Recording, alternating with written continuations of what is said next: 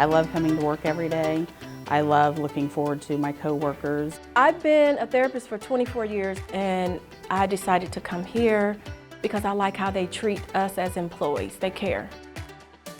A typical day in the life of a respiratory therapist, as you come in the morning and you get report from the shift that's leaving, you get the report from them, and then I go out and I start my therapy, and I might have anywhere from 10 to 20 patients a day that I see.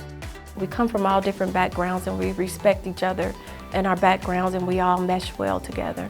I do feel like a part of a team and not just a therapist that just comes in and does their job. I feel like I am part of a team when it comes to patients. The reason I think a person should work here is the treatment of how they treat us as employees. They care, they're compassionate, they're respectful. We're all like a family, and that's an environment I will always want to work in. I've never thought about leaving, looking for another hospital system to go work at, because I've always been fulfilled working for community.